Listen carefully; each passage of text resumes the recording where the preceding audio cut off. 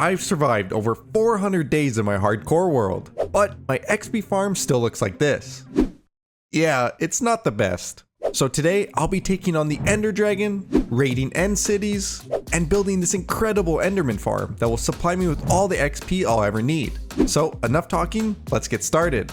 So step 1 to build the perfect XP farm is I need to prepare. Obviously I'll have to fight the Ender Dragon, but before I do that, I need to prepare a bunch of things to make sure I don't die. And the first thing on the list will be my armor. It is super damaged and will probably break if I fight the Ender Dragon, so I need to repair it. And luckily I have this villager who can sell me some mending books. And so now I can come and put the mending books onto my arm. Oh, I don't have enough XP. Looks like we're taking a quick trip to the zombie XP farm. And it's definitely a nice ride down with our new mine shafts we made last episode.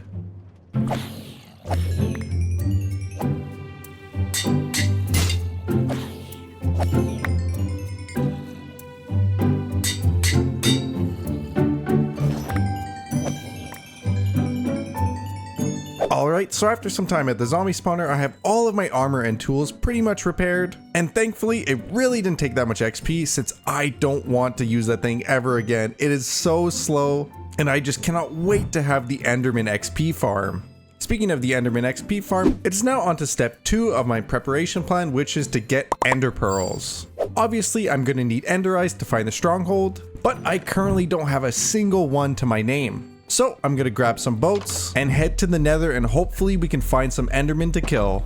Now I know it has been a while since I've played on this world, but I think I remember a warped forest not too far, which is where all the Endermen spawn. Except for of course the one that spawns right here, which will be an easy kill. Now we just have to go around and find a few more Endermen, and hopefully we can get enough Ender Pearls. Okay, perfect, here's a warped forest. And now if we look around here, there should be a bunch of Endermen that spawn in this biome. Oh, perfect, here we go.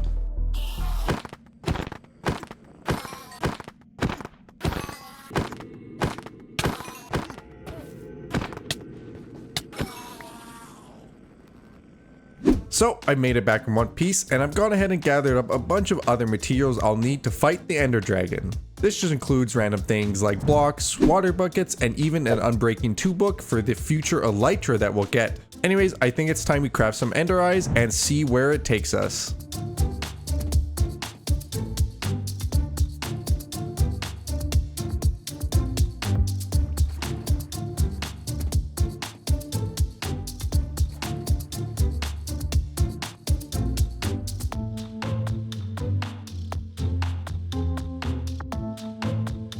Oh, okay.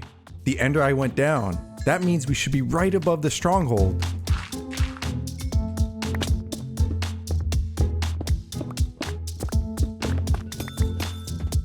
Oh, there it is.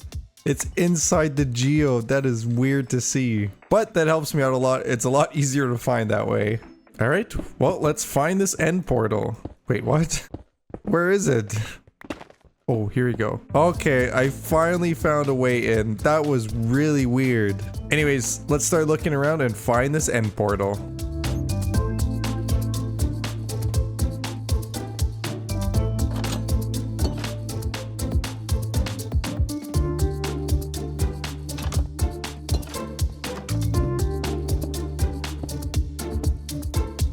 Oh, there we go. Finally. Bit of a weird way to find the end portal, but hey, at least we got there in the end. Get it? In the end? But yeah, this stronghold generated so weird. There is so many weird like generation glitches, and honestly, I don't think I've seen one as bad as this. It was really bad. Anyways, that's enough chatting. Let's get these eyes in and open up the end portal. And wow, with the shaders and the sound, it is just so immersive. Alright, well, here goes nothing. Oh no, I hate spawning on this outside pillar. But at least we can just ender pearl up to the main island.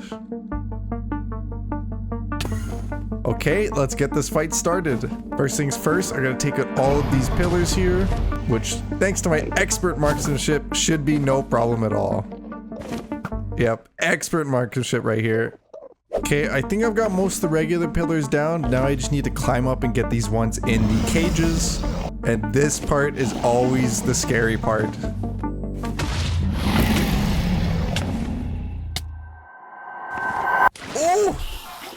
Oh my gosh. Wow, that was close. I'm not normally good at MLG water buckets, but that one had to come in clutch. Unfortunately, I still didn't break the end crystal. Oh, but I can just shoot it through the cage, okay. Maybe I'll just do that for the rest of them and shoot them through the cages because pillaring up is way too scary for me. There we go. Oh, there's one more up there. I think this should be the last one. Oh, this one's broken? When did it break? I swear I didn't hit it at all. Okay, let's Ender Pearl down and start shooting the dragon. Now, I don't have a lot of durability left on this bow, so I really have to make every shot count.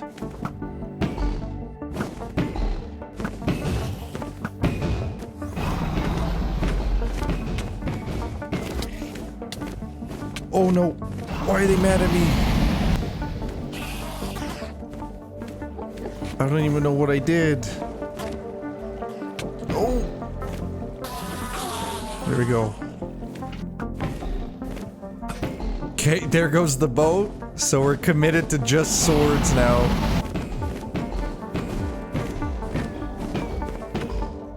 And I don't think I have any chance of killing this thing unless it perches again. So I just can't reach it with the sword. Okay, it's perching again. Here we go. Dang it. Oh, it's so close to being dead. Definitely just one more perch and we'll have killed the Ender Dragon. Oh, here we go. It's coming down. This is it. This should be the final one. Oh yeah, there we go. That is how it's done. Oh, look at all of that XP. Oh, that is so nice. Wow, look at that level 64. That is so nice to have all of those XP levels. And now, of course, you got to make sure we collect the dragon egg. So all we should have to do is put this lantern there. And there we go. We've got the dragon egg. That is probably the most valuable block in this game just because there's only one of them ever in the world. So if I lose this one, it is gone forever. But now that the Ender Dragon is dead, there should be a gateway opening up somewhere, which we can take to go find some end cities and hopefully get maybe some shulker shells and even an elytra. Of course, it spawned in probably the worst area ever. Oh my goodness. This is a very precarious spot. Both the spawn platform and this gateway have just been in horrible spawns. I don't know what this game has against me, but it clearly wants to see me fall into the void. Okay, and we should just have to Ender Pearl through here. Oh my gosh. What is with this game and me falling into the void? It wants it to happen so bad. Gosh, just horrible spawns everywhere. This is just so unlucky. Well, let's Ender Pearl onto the mainland here and hopefully find some end cities.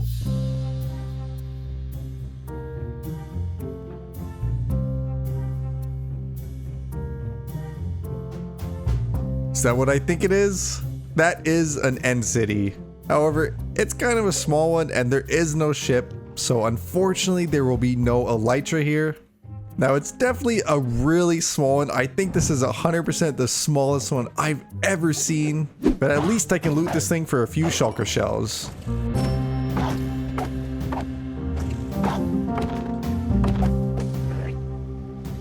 Well, I got 3 shulker shells, but that end city is just so small, there's literally not a single loot chest in there. So I think I'm just gonna move on and look for another one.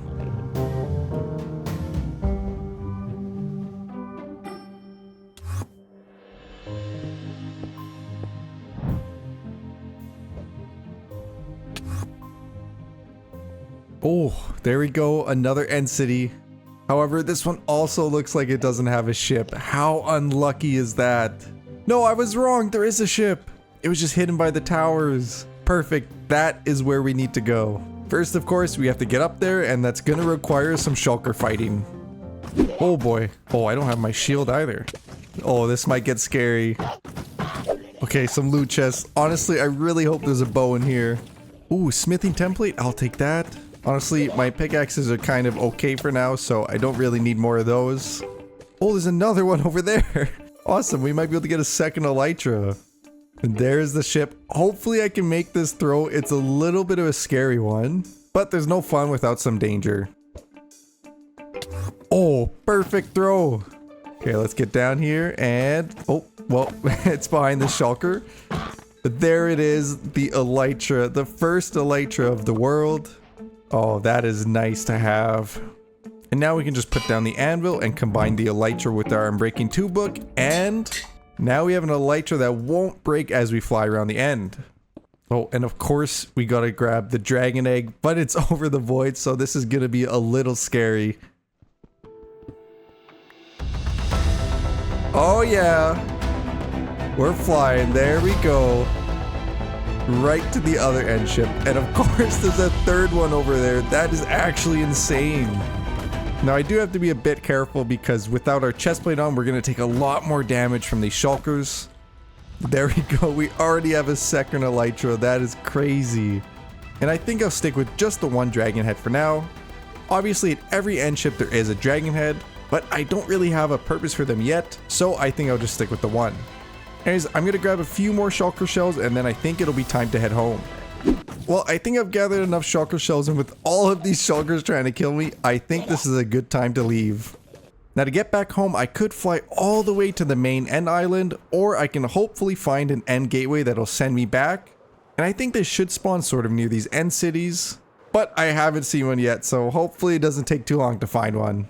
Oh, there we go, and just as I say that, I find one right away. Alright, and I made it back from the end in one piece. And look at all of these shulker boxes we were able to make. This is going to help so much on step 2 of the plan, which is to gather all of the materials. Now, in terms of materials, I'll need a lot of glass and also a lot of acacia logs. I'll also need a few other random materials. So it was first on to collect all of the sand.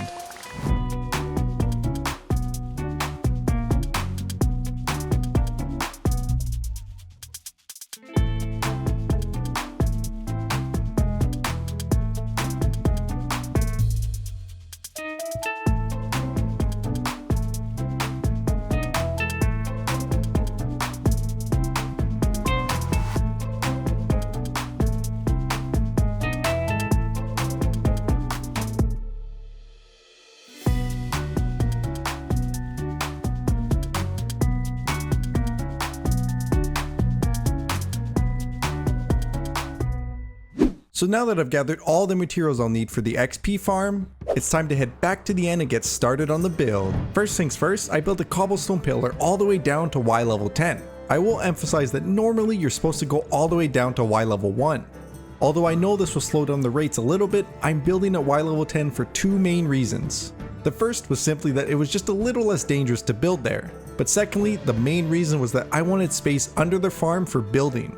Anyways, after building up the glass bridge, I added in the collection system and built up the drop chute for the Enderman. I then built out the spotting platform and added the most crucial piece to the farm, Endy the Endermite. Alright, well I've got Endy the Endermite set up nicely in there, and that means that the farm is now officially complete. So if we take a trip down to the bottom, we can see the farm in action. Okay, let's give it a test and... wow, that is a lot of XP coming my way. I think it's safe to say that this XP farm is pretty good. Definitely way better than my old zombie one. Well, now that the farm itself is done, I think I can say that although it works really well, it definitely doesn't look the best.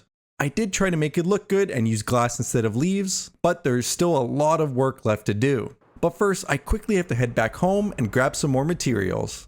These materials are mainly just tuff and a bit of andesite, both of which will be used to texture with the acacia logs. I made it back and I can now start building out a little glass circle. This will serve as a temporary platform to hold the farm, which I can finally start building.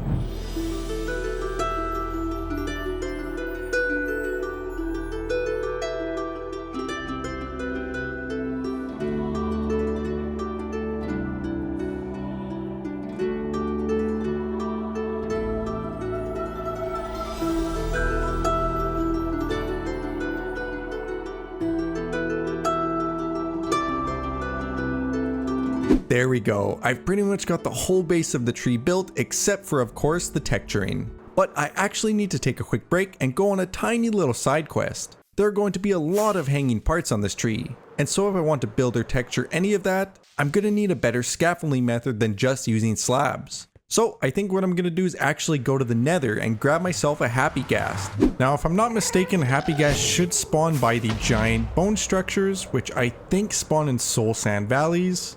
But I honestly can't remember if I've ever found one in this world yet, so I'll have to do some searching. Oh, here we go. Okay, no happy ghast at this one. Okay, bone block number 2. Oh yeah, there we go. This is what I was looking for. The dried ghast, nice. While I'm here, I might as well go around and grab a few more just in case. There's also a few other things I'll need to prepare, like the harness to actually be able to ride the ghast and the snowballs to feed it with. Once that was all done, I could return to the end and start growing the ghast. I spent a long time waiting and waiting and more waiting until finally it absorbed enough water. Oh, look at the little guy. What a little cutie patootie. Now, as any good parent would do, I need to force feed him dozens of snowballs. Oh, there we go. He's all grown up. And I forgot to save some snowballs to get him to stay. Well, at least he's got a bit of freedom before a long life as my personal flying pet. Okay, I think he's had enough time. Let's do a quick flyby harness attachment. And I should just be able to land right on him.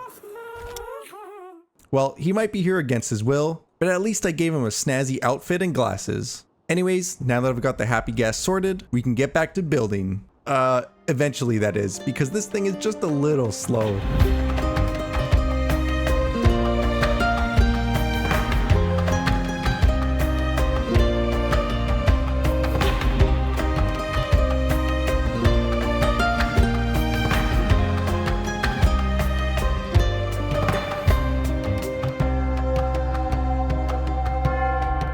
There we go. I think we've got the whole shape of the build done, and I must say it's looking pretty cool. I'm honestly really surprised I got the shape of the top piece to look good, since I was sure I was gonna mess that part up. But yeah, it is looking a little more mushroomy than I first intended, but I think I'm actually gonna steer in that direction since I think it fits the end theme just fine. Anyways, I'm gonna start preparing some materials to both do some texturing and getting some color up on the top piece.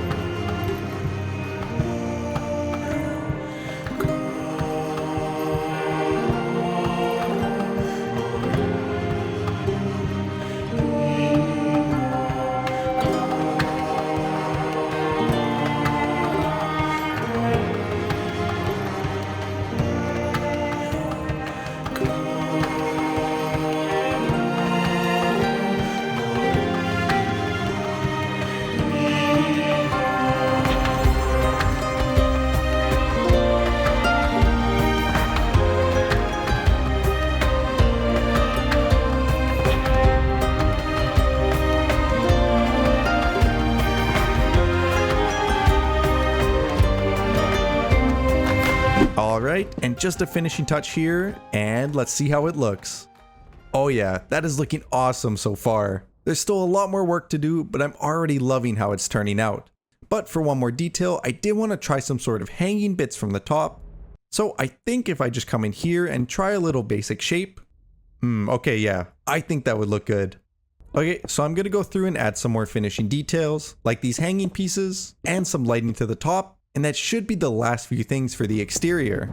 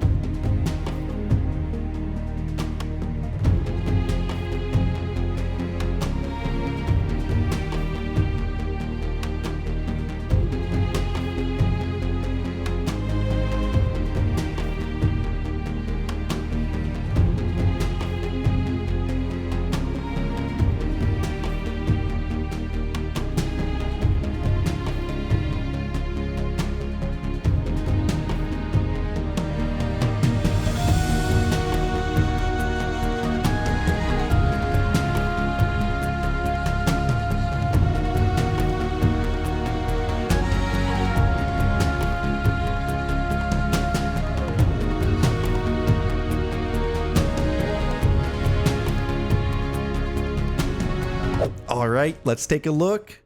I definitely think I've outdone myself here.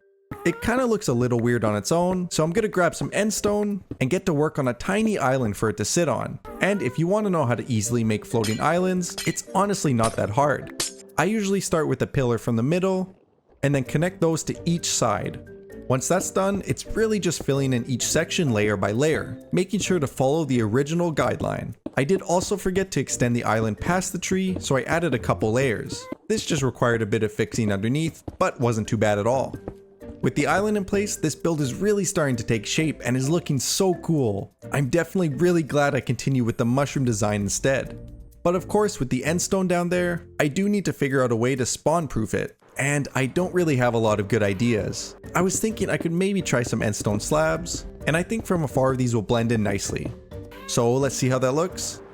And oh, you know what? That's actually not too bad. Definitely from back here, it's almost impossible to tell those are slabs. So I think I'll actually just keep those how they are.